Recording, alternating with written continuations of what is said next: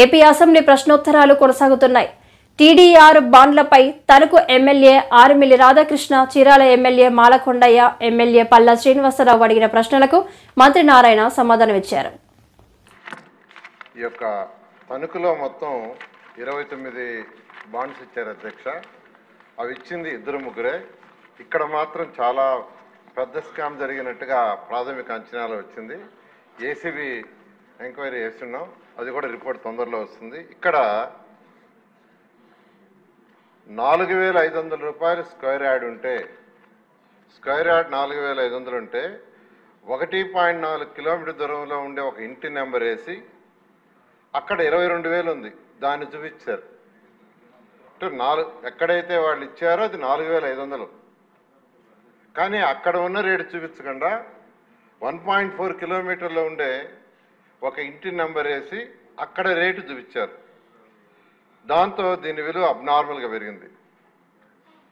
మొత్తం యాక్చువల్గా ఇక్కడ జరిగిందంటే ప్రాథమికంగా వచ్చిన యొక్క అంచనా ప్రకారం ఇక్కడ మొత్తం 29 బాండ్లకు గాను 27.96 ఎకరాలు, 27.96 ఎకరాలు యాక్చువల్గా. దానికి అక్కడ ఉన్న వాల్యూ ప్రకారం అయితే 63 కోట్ల రూపాయలు ఇవ్వాలి. 63,24,00,000, 63,24,00,000 ఇవ్వాల్సి ఉంటే 754,67,000 తీసుకున్నారు.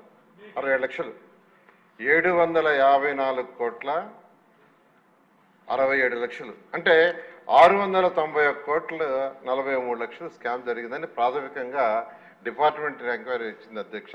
అయితే దీని మీద ఏసీబీ వేస్తున్నాం. ఏసీబీ ఎంక్వైరీ ఇచ్చిన తర్వాత ఏం చేయాలనేది ముందుకు పోతాం.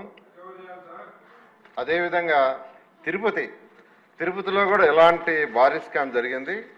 అయితే అక్కడ 4-5 సార్లు యాక్చువల్గా ఎంక్వైరీ చేసినా అక్కడ కమిషనర్ గారు ప్రాపర్ రెస్పాన్స్ ఇవ్వలేదు.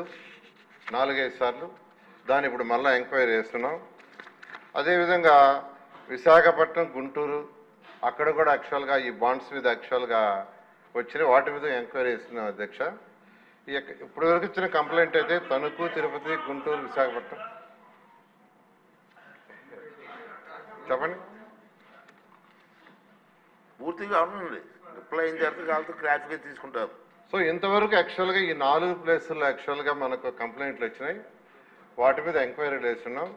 ఎంక్వైరీ వచ్చిన తర్వాత దాని మీద యాక్షన్ తీసుకోవడం జరిగింది. ప్రస్తుతానికి ఆ బాండ్స్ ఏదైతే ఇచ్చినవి ఉండే అన్నీ స్టాప్ చేసాం, కంప్లీట్గా స్టాప్ చేయడం జరిగింది. వాటిని బాండ్స్ని ఇంకా ఇచ్చేయద్దన్నాం. ఇక్కడ తణుకులో అయితే 60% సేల్ చేశారు, ఒక 40% యాక్చువల్ పెండింగ్ ఉంది. విశాఖపట్నంలో అయితే అన్నీ స్టాప్ చేస్తున్నాం. ఈ విధంగా రాబోయే 15 రోజుల్లో అయితే ఎక్కడ బాండ్స్ రిలీజ్ చేయొద్దని నేను యాక్చువల్గా ఇన్స్ట్రక్షన్ ఇచ్చాను. అంటే వేరే బాండ్స్ కూడా ఇవ్వద్దు, దీని మీద స్టడీ చేసి ముందుకు పోతామని నేను అధికారులకి ఒక 15 రోజులు యాక్చువల్గా ఆపండి అని చేయటం జరిగింది అధ్యక్ష. ఈ రిపోర్ట్లు రాగానే యాక్షన్ తీసుకొని ముందుకు పోవటం జరుగుతుంది.